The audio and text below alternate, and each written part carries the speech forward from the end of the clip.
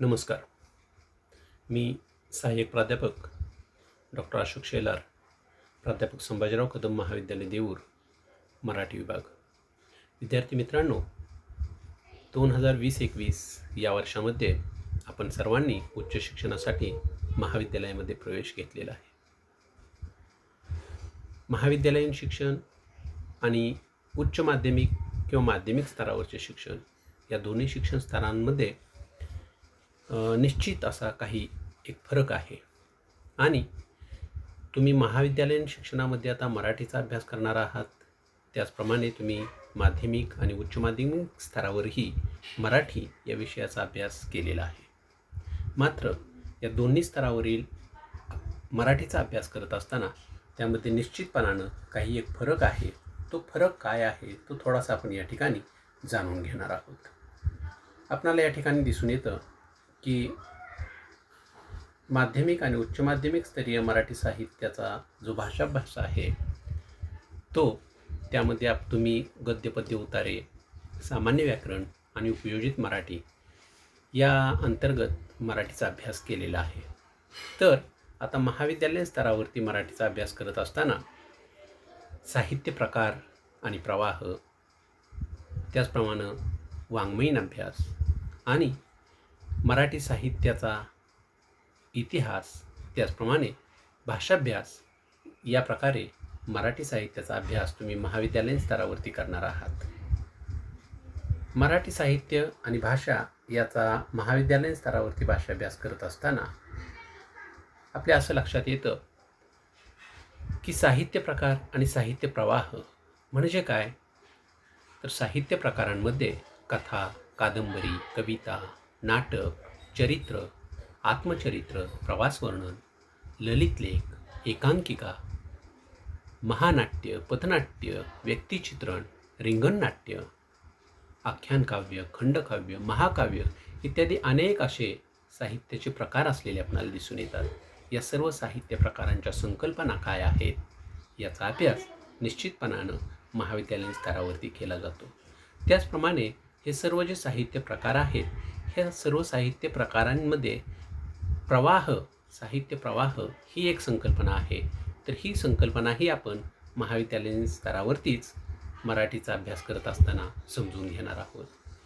मराठीमध्ये विविध साहित्य प्रवाह असलेले आपल्याला दिसून येतात, जसे की 1960 नंतर उदयाला आलेला आणि विकसित होत गेलेला ग्रामीण साहित्य प्रवाह, त्याच्या जोडीनं पुढालेला दलित साहित्य प्रवाह, 1970-75च्या आसपास पुढे आलेला आदिवासी साहित्य प्रवाह, त्याचप्रमाणे मुस्लिम साहित्य प्रवाह, जैन साहित्य प्रवाह, ख्रिस्ती साहित्य प्रवाह, स्त्रीवादी साहित्य प्रवाह, महानगरीय प्रवाह, विज्ञान साहित्य प्रवाह, जनवादी साहित्य प्रवाह, मार्क्सवादी साहित्य प्रवाह, बाल साहित्य प्रवाह, आधुनिक साहित्य प्रवाह, नवसाहित्य प्रवाह असे विविध साहित्य प्रवाह मराठी साहित्यामध्ये असलेले आपणाला दिसून येतात. या सर्व साहित्य प्रवाहांच्या संकल्पनासुद्धा आपणाला महाविद्यालयीन स्तरावरती समजून घ्यावयाच्या असतात आणि त्या दृष्टीनं अभ्यासक्रमाचं नियोजन विद्यापीठाने केलेलं आपणाला दिसून येतं. शिवाजी विद्यापीठ कोल्हापूर यांनी BA भाग 1 या वर्गासाठी आवश्यक आनुषंगिक निवड compulsory generic elective Marathi course A किंवा मराठी अभ्यासक्रम पत्रिका अ अशा प्रकारे कंपल्सरी मराठी या विषयाचा अभ्यासक्रम गठीत केलेला आहे. त्यामध्ये त्याने 2 सेमिस्टरमध्ये हा अभ्यासक्रम विभागलेला आहे, सेमिस्टर 1 आणि सेमिस्टर 2. सेमिस्टर 1साठी अभ्यासपत्रिका अ आणि सेमिस्टर 2साठी अभ्यासपत्रिका ब अशा या 2 अभ्यासपत्रिकांमध्ये मराठीचा अभ्यासक्रम विभागलेला आपणाला दिसून येतो. या अभ्यासक्रमासाठी शब्दसंहिता नावाचं पाठ्यपुस्तक विद्यापीठ अभ्यास मंडळाने तयार केलेलं आहे. सन 2018-19 या शैक्षणिक वर्षापासून विद्यापीठाने पदवीच्या प्रथम वर्षासाठी हा अभ्यासक्रम लागू केलेला आहे. हा अभ्यासक्रम एकूण 4 विभागामध्ये विभागलेला असून पहिल्या सत्रामध्ये 4 विभाग आणि दुसऱ्या सत्रामध्ये 4 विभाग अशा प्रकारे 2 सत्रांमध्ये हा अभ्यासक्रम तुम्हाला पूर्ण करावयाचा आहे. विद्यार्थी मित्रांनो, कोणताही अभ्यासक्रम ठरवित असताना अभ्यासक्रमाची काही उद्दिष्टे निश्चित केलेली असतात. उद्दिष्टे ही साध्य असून अभ्यासक्रम पाठ्यक्रम हे साधन स्वरूप असतात. प्रथम वर्ष कलाच्या आवश्यक आनुषंगिक निवड मराठी या अभ्यासपत्रिकेच्या अभ्यासक्रमाची उद्दिष्टे पाहू जाता ती आपणाला पुढील प्रमाणे दिसून येतात. 1. विद्यार्थ्यांमध्ये मराठी भाषा व साहित्याविषयी अभिरुची विकसित करणे. 2. मराठी साहित्य परंपरा, लेखक, कवी यांचा परिचय करून देणे. 3. विद्यार्थ्यांमध्ये मातृभाषा, राष्ट्रीय एकात्मता आणि उच्च मानवी मूल्यांविषयी जाणीव निर्माण करणे. 4थं उद्दिष्ट आहे विद्यार्थ्यांच्या व्यक्तिमत्व विकास घडवून विविध परीक्षा आणि स्पर्धा परीक्षांची पूर्वतयारी करून घेणे. तर 5वं उद्दिष्ट आहे निबंध लेखनाच्या माध्यमातून भाषा उपयोजनाची कौशल्य विकसित करणे. अशा प्रकारची उद्दिष्टे समोर ठेवून हा अभ्यासक्रम गठीत करण्यात आलेला आपणाला दिसून येतो. या अभ्यासक्रमामध्ये अरुण शेवते यांनी संपादित केलेलं नापास मुलांची गोष्ट या पुस्तकातील काही निवडक उतारे आपल्या अभ्यासक्रमासाठी ठेवण्यात आलेले आहेत. खरं तर अरुण शेवते हे एक मराठीतील प्रतिष्ठित संपादक असून ऋतुरंग या वैशिष्ट्यपूर्ण दिवाळी संपादन 1993 सालापासून ते करतात. ऋतुरंग 2003च्या दिवाळी अंक शालेय परीक्षेत नापास झालेल्या परंतु पुढे जीवनाच्या परीक्षेत दिगंत यश मिळवलेल्या व्यक्तींवर होता. या अंकातील निवडक लेख त्यांनी या पुस्तकात नापास मुलांची गोष्ट या पुस्तक रूपाने प्रसिद्ध केले.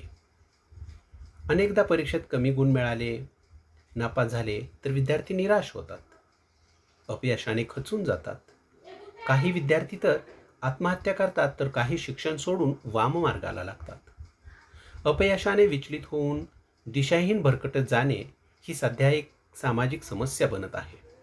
शालेय जीवनात कधी ना कधी अपयश आलेल्या व्यक्ती, उदाहरणार्थ Mahatma Gandhi, Einstein, Winston Churchill, Lokmanya Bal Gangadhar Tilak, Ramanujan, आपल्या भारताच्या पहिल्या महिला पंतप्रधान इंदिरा गांधी, त्याचप्रमाणे R.K. नारायणन, महाराष्ट्राचे पहिले मुख्यमंत्री माननीय यशवंतराव चव्हाण, मराठीतले प्रतिष्ठित साहित्यिक कुसुमाग्रज, दया पवार, त्याचप्रमाणे R.K. लक्ष्मण, चंद्रशेखर धर्माधिकारी, नरेंद्र जाधव आदींनी पुढे जीवनात वेगवेगळ्या क्षेत्रांमध्ये गगनभरारी मारली. नापास झाल्यावर या माणसांचे आयुष्य थांबले नाही, उलटपक्षी त्याला तरारून नवे नवे धुमारे फुटले.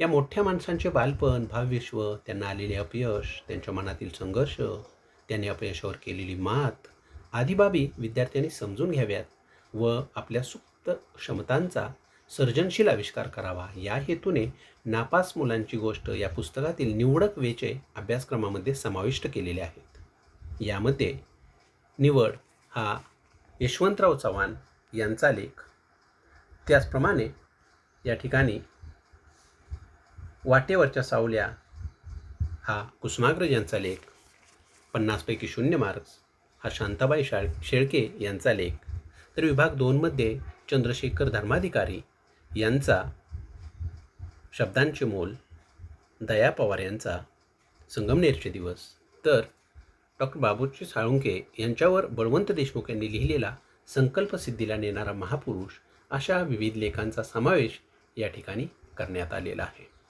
विद्यार्थी मित्रांनो, त्याचबरोबर सध्याच्या जागतिकीकरणाच्या काळात निर्माण होत असलेल्या नवनव्या संधी व नवी आव्हाने यांना सामोरे जाताना आकर्षक व प्रभावी व्यक्तिमत्वाला खूप महत्त्व निर्माण होत आहे. व्यक्तिमत्व विकासामध्ये भाषेचे अनन्यसाधारण स्थान असते. महाविद्यालयीन विद्यार्थ्यांनी भाषेचे महत्त्व जाणून भाषिक कौशल्यांवर प्रभुत्व संपादन करणे गरजेचे आहे. आपले व्यक्तिमत्व प्रभावी करावे व येणाऱ्या आव्हानांचे संधीत रूपांतर करून यशस्वी व्हावे या उद्देशाने व्यक्तिमत्व विकास व भाषा या संदर्भातील घटकांचा समावेश अभ्यासक्रमांमध्ये केलेला आहे. डॉक्टर उज्ज्वला पाटील यांनी सदर घटकलेखन केलेले असून विद्यार्थ्यांमध्ये श्रवण, भाषण, वाचन, लेखन, आकलन ही भाषिक कौशल्ये विकसित होणे हा या भाषा शिक्षणाचा मूलभूत उद्देश आहे. या कौशल्यांचे महत्त्व लक्षात घेऊन त्यांचा अंतर्भाव अभ्यासक्रमामध्ये केलेला आहे. डॉक्टर श्यामसुंदर मिरजकर यांनी भाषिक कौशल्ये व त्याचे स्वरूप आणि त्यावर प्रभुत्व संपादन करण्याचे विविध मार्ग यांचे अतिशय ओघवत्या भाषेत विवेचन केलेले आहे. त्याचप्रमाणे कार्यक्रमाचे संयोजन व सूत्रसंचलन ही करिअरची नवी क्षेत्रे आजकाल निर्माण झालेली आहेत. विद्यार्थ्यांमध्ये समाजाच्या व्यावहारिक गरजानुरूप कौशल्य निर्माण व्हावीत व त्यांना रोजगारांची संधी उपलब्ध व्हावी या उद्देशाने कार्यक्रमाचे संयोजन हा घटक अभ्यासक्रमामध्ये समाविष्ट केलेला आहे. डॉक्टर श्यामसुंदर मिरजकर यांनी कार्यक्रमाचे संयोजन, स्वागत, प्रास्ताविक, पाहुण्यांचा परिचय, मनोगत, आभार, फलकलेखन, सूत्रसंचालन आदी बाबींवर सविस्तर व सोदाहरण मांडणी केलेली आहे. सूत्रसंचालनामध्ये करिअर करण्याची जाणीव विद्यार्थ्यांमध्ये निर्माण करून त्यासाठी आवश्यक कौशल्य विकसित करण्याचे प्रयत्न करणे गरजेचे आहे. महाविद्यालयातील विविध कार्यक्रमाचे संयोजन व सूत्रसंचालनाची जबाबदारी विद्यार्थ्यांकडे सोपवून त्यांच्यामध्ये आवश्यक क्षमता व कौशल्यांचा विकास करणे शिक्षकांना सहज शक्य आहे.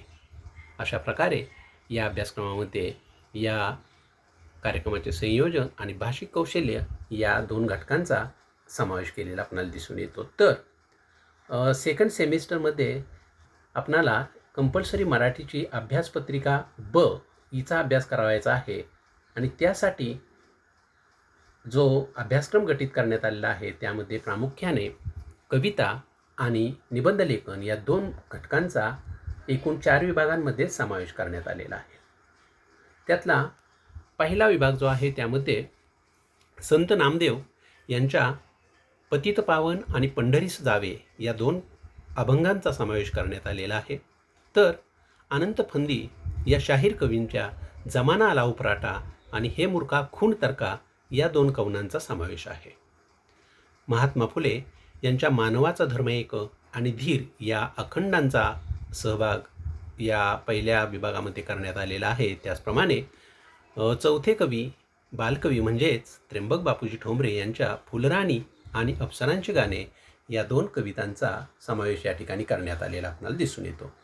तर विभाग 2मध्ये ज्ञानपीठ पारितोषिक विजेते विंदा करंदीकर यांच्या माझ्या मना बंदगड आणि झपताल या 2 कवितांचा समावेश आहे. तर आदिवासी कवी वाहरू सोनावणे यांच्या गोधड व चळवळ म्हणजे या 2 कवितांचा समावेश केलेला आहे. प्रज्ञा पवार यांच्या माणसासारखा माणूस असूनही आणि आग आणि फुपाटा या 2 कविता, तर एकनाथ पाटील यांच्या शहर एक उदास पोकळी आणि शोधयात्रा अशा 2 कवितांचा समावेश करण्यात आलेला आहे. अशा प्रकारे एकूण विभाग 1 आणि विभाग 2मध्ये सेमिस्टर 2साठी एकूण पहिल्या 4 कवींच्या 8 कविता आणि नंतरच्या 4 कवींच्या 8 कविता अशा प्रकारे एकूण 16 कवितांचा 2 विभागामध्ये समावेश करण्यात आलेला आहे. तर पुढचे 2 विभाग म्हणजेच विभाग क्रमांक 3 आणि विभाग 4 हे सर्वस्वी उपयोजित मराठीवरती गठीत करण्यात आलेले आहेत. विभाग क्रमांक 3मध्ये निबंधाचे स्वरूप आणि व्याप्ती हा घटक घेतलेला आहे. त्याचप्रमाणे निबंधाचे घटक, निबंधाचे प्रकार, निबंधाची वैशिष्ट्ये आणि विभाग 4मध्ये प्रात्यक्षिकासह निबंध लेखन करणे या भागाचा समावेश या ठिकाणी अभ्यासक्रमामध्ये केलेला आहे. अशा प्रकारे हा अभ्यासक्रम विद्यार्थी मित्रांनो निश्चितपणाने तुमच्या मराठीमधील साहित्याच्या कक्षा, मराठीमधील वाङ्मयाच्या अभ्यासाच्या कक्षा आणि निश्चितपणाने तुमच्या व्यक्तिमत्त्वाला समृद्ध करणारा असाच आहे असा मला विश्वास आहे. आपण सर्वजण या अभ्यासक्रमाचं चांगल्या पद्धतीनं स्वागत कराल आणि हा अभ्यासक्रम पूर्ण करून मराठी साहित्याविषयी अधिक जाणून घ्याल. त्यातील साहित्य प्रकार, त्यातील साहित्य प्रवाह आणि त्याचप्रमाणे भाषाभ्यास, उपयोजित मराठी या भागांचा उपयोग करून तुम्ही तुमचं व्यक्तिमत्व अधिक संपन्न कराल अशा अपेक्षा व्यक्त करतो. आणि हा ब्रिज कोर्सचा जो पहिलं लेक्चर आहे या लेक्चरमध्ये निश्चितपणाने माध्यमिक आणि उच्च माध्यमिक स्तरावरील मराठीचा अभ्यास आणि महाविद्यालयीन स्तरावरील मराठीचा अभ्यास यातील जो फरक आहे तो फरक आणि या दोन्ही फरकांना जोडण्यासाठी जो दुवा आहे तो दुवा म्हणजे आजचं हे आपली लेक्चर सिरीज.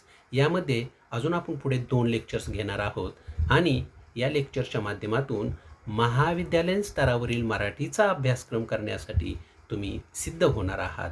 तुम्हा सर्वांना या पुढील लेक्चरसाठी मी शुभेच्छा देतो.